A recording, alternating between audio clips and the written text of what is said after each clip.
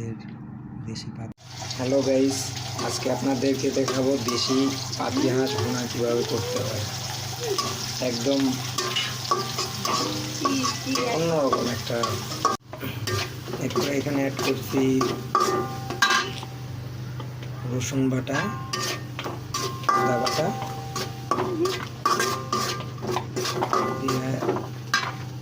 পরে জিরা বাটা দিতে হবে একটু। সরি, জিরা বাটার কথা ভুলে গেছি। ও সরি, জিরা আর গুঁড়ো পরিমাণ মতো দিবেন।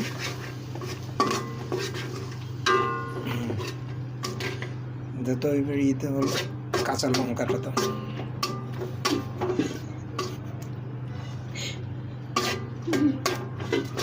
তারপরে একটু নাড়াচাড়া দিয়ে এরপরে একটু চালটা কমিয়ে একটু নাড়াচাড়া দিতে হবে।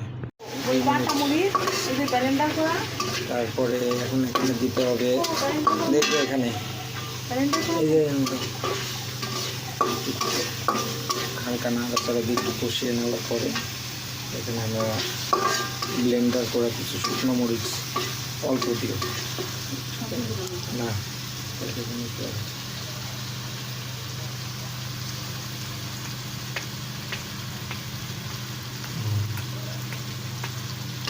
তারপরে একটু নাড়াচাড়া দিলাম। এখানে সামান্য একটু পানি মিক্স করছি। পানি দেওয়ার পরে তখন এটা নিচে যেন লেগে না যায়, কারণে হালকা পানি দিয়ে কষিয়ে নিতে হবে 2 মিনিট। সঙ্গেই থাকুন। তেজপাতা দিতে ভুলে গেছি, তো তেজপাতা পরে অ্যাড করলাম, সমস্যা নেই, এতে স্বাদের কোনো তারতম্য করবে না। মাংসগুলো দিয়ে দাও। এখন আমরা হাঁসের মাংসগুলো ছেড়ে দিচ্ছি। দেশি পাতি হাঁস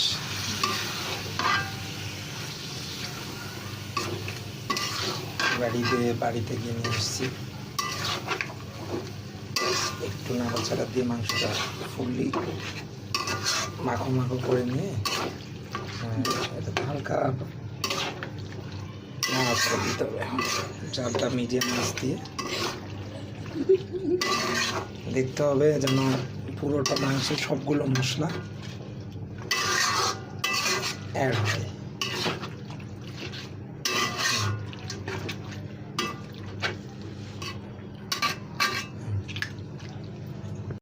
কষানোর পরে হালকা পানি দিব, সামান্য পানি দিয়ে এটা এখন ঢেকে দেবো কষানোর জন্য। ঢাকনা দিয়ে ঢেকে দিচ্ছি।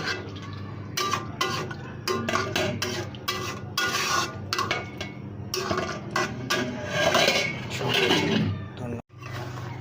5 মিনিট পরে আবার একটু নাড়াচাড়া দিতে হবে, দেখতে হবে কী অবস্থা।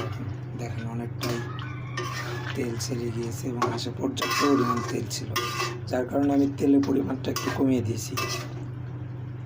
হ্যাঁ, 5 মিনিট পরে আসলাম, এই অবস্থা।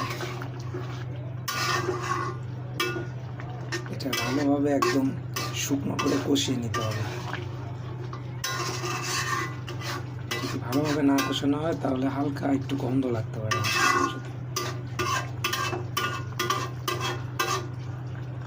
দেখতে থাকুন শেষ পর্যন্ত। আশা করি আমার স্টাইলে দেশি হাঁস রেসিপিটা সম্পূর্ণ হবে। দেখতে পাচ্ছেন